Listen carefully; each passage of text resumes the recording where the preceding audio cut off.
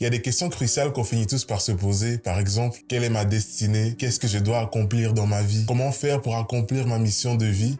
Et tant d'autres. Le problème, c'est qu'en se posant toutes ces questions, on finit tous par devenir lourds. Pourquoi? Parce que les années s'accumulent, les échecs s'accumulent, les peurs s'accumulent et les rêves s'accumulent aussi et ne viennent jamais à la réalité. Les années passent, puis on regarde en arrière et on se rend compte qu'en fait, on n'a même pas avancé d'un poil vers la direction dans laquelle on avait imaginé. Alors on commence à avoir peur ou à regretter, car on aimerait tellement vivre un sentiment d'accomplissement qui d'ailleurs est un besoin qui est au-dessus dans la pyramide de Maslow. Ça veut dire que ressentir ou vivre un sentiment d'accomplissement est un besoin que lorsqu'il est répondu, il indique à celui qui l'expérimente qu'il est probablement en train d'accomplir sa destinée ou encore d'accomplir ses rêves. C'est pourquoi dans cette vidéo, nous allons donc voir 2 fardeaux dont nous devons absolument nous libérer afin de pouvoir être repositionnés sur le chemin de l'accomplissement de notre destinée. Vous êtes prêts?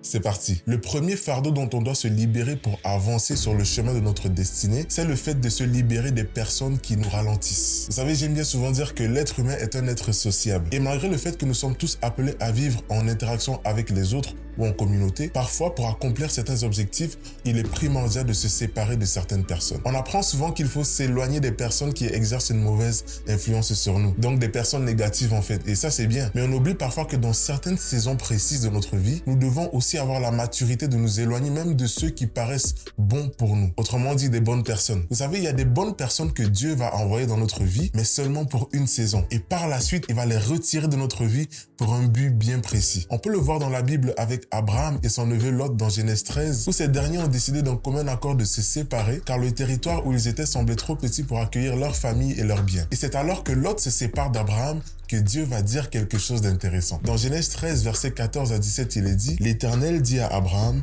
après que Lot fut séparé de lui, lève les yeux et du lieu où tu es, regarde vers le nord et le midi, vers l'orient et l'occident. » Verset 15, « Car tout le pays que tu vois, je te le donnerai à toi et à ta postérité pour toujours. » Verset 16, « Je rendrai ta postérité comme la poussière de la terre, en sorte que si quelqu'un peut compter la poussière de la terre, ta postérité sera aussi comptée. » Verset 17, « Alors lève-toi, parcours le pays dans sa longueur et sa largeur, car je te le donnerai. » On constate alors ici que c'est suite au départ d'un membre de sa famille, soit Lot, que Abraham a reçu de Dieu la précision de la bénédiction qui lui était destinée. Cette histoire nous montre que parfois il est important de laisser partir certaines personnes afin d'être focus pour s'accomplir. Mon ami, est-ce qu'autour de toi, il y a des personnes qui semblent te ralentir? Ça peut être des membres de ta famille avec lesquels tu t'entends super bien, mais que des tensions ont commencé à se soulever. Si c'est le cas, alors fais tout pour régler cette situation dans la paix. Mais si vous n'êtes plus capable d'être ensemble, c'est peut-être un signe que c'est le moment de vous séparer pour juste un petit moment, car tu en as probablement besoin pour pouvoir entrer et marcher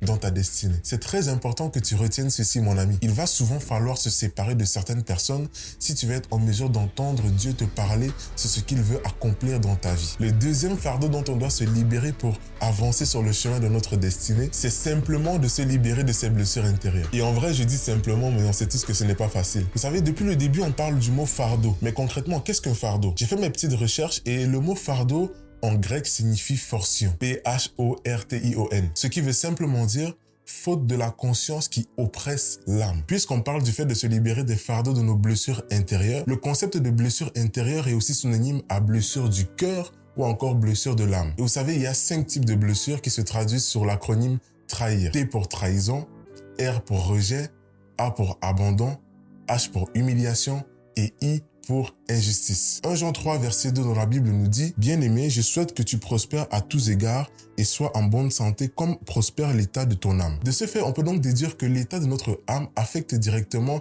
notre prospérité à tous égards. Et cette prospérité se trouve dans notre destinée. Vous l'avez donc déduit, les blessures de l'âme sont directement liées à notre identité, à qui nous sommes réellement. Et c'est la raison pour laquelle j'aime bien dire cette phrase: il faut être pour faire et il faut faire pour avoir. Notre être ici, c'est qui nous sommes, c'est notre identité, c'est notre cœur en fait. De ce fait, on peut aussi dire que c'est notre homme intérieur qui est aussi influencé par notre âme, qui lui est le centre de nos émotions et de notre volonté. Ça veut donc dire que si ton âme est blessée, cela va donc affecter directement tes actions et tes résultats. La Bible nous parle justement d'un exemple avec Judas qui était l'un des 12 disciples de Jésus. Et c'est dans Jean 12 où en fait on raconte l'histoire de cette femme qui a versé du parfum qui coûtait super cher sur les pieds de Jésus et qu'il a nettoyé avec ses cheveux. Dans Jean 12 à partir du verset 4, il est dit: un des disciples, Judas Iscariote, celui qui allait trahir, dit « Pourquoi n'a-t-on pas vendu ce parfum 300 pièces d'argent pour les donner aux pauvres ?» Il dit cela non parce qu'il se souciait des pauvres, mais parce que c'était un voleur. Et comme il tenait la bourse, il prenait ce qu'on y mettait. Jésus dit alors « Laisse-la, elle a gardé ce parfum pour le jour de mon ensevelissement. En effet,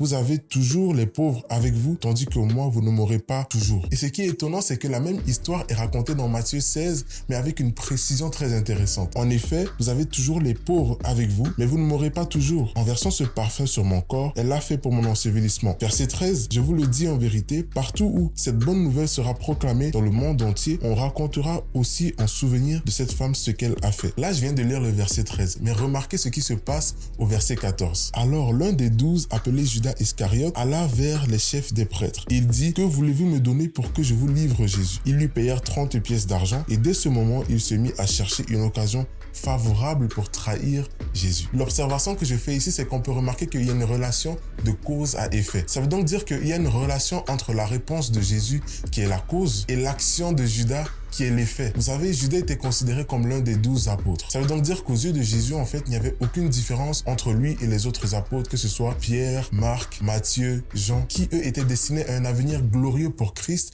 et aussi à opérer des miracles et des prodiges par le Saint-Esprit. Jésus nous dit dans Matthieu 15, versets 19 à 20 que, en effet, c'est du cœur que viennent les mauvaises pensées, les meurtres, les adultères, l'immoralité sexuelle, les vols, les faux témoignages, les calomnies, et voilà ce qui rend l'homme impur. Donc on peut voir ici qu'à cause de l'état de son cœur ou de son âme, Judas a posé un geste qui l'a conduit à sa perte en fait. Mon ami, comme Judas, quel fardeau est-ce que tu portes aujourd'hui? Quelle est la blessure de ton cœur qui te freine encore aujourd'hui? Est-ce le non-pardon? Est-ce la peur de vivre du rejet ou de te faire abandonner à nouveau? Est-ce la pression d'être parfait ou parfaite? Alors comment identifier nos blessures intérieures? L'histoire de Judas nous montre que c'est en observant nos réactions que nous pouvons alors distinguer si nous avons des blessures ou pas. Attention, je ne parle pas ici de nos réactions rares, mais plutôt des réactions fréquentes que l'on a lorsqu'on passe par des situations spécifiques ou encore lorsqu'on est confronté à des événements bien précis. Par exemple, avant de commencer un projet, est-ce que tu t'assures toujours que tout doit être parfait avant de commencer, mais au final, tu te rends compte que tu n'as jamais commencé le projet? Ça peut être au niveau relationnel, alors que Dieu te permet d'avoir des connexions divines, mais que tu te retrouves à avoir des difficultés telles que le manque de confiance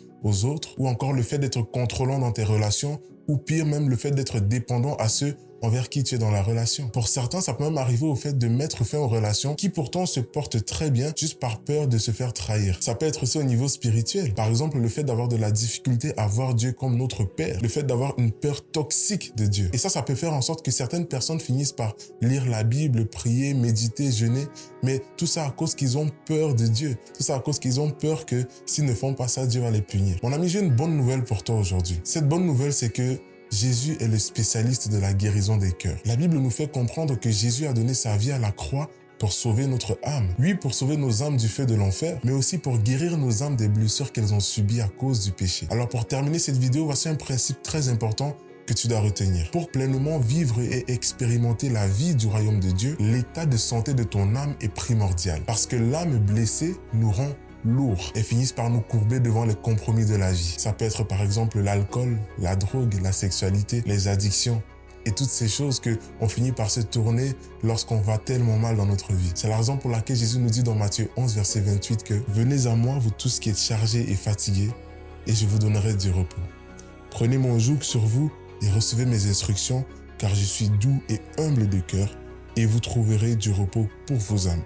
Car mon joug est doux et mon fardeau est léger. » Si tu veux donc marcher sur le chemin de ta destinée, libère-toi du fardeau des gens qui te ralentissent, libère-toi de tes blessures intérieures et donne ta vie à Jésus-Christ qui lui te promet la restauration de ton âme et la vie éternelle. Fais-le parce que ta vie avec Dieu, mon ami, mérite d'être vécue. Peace out.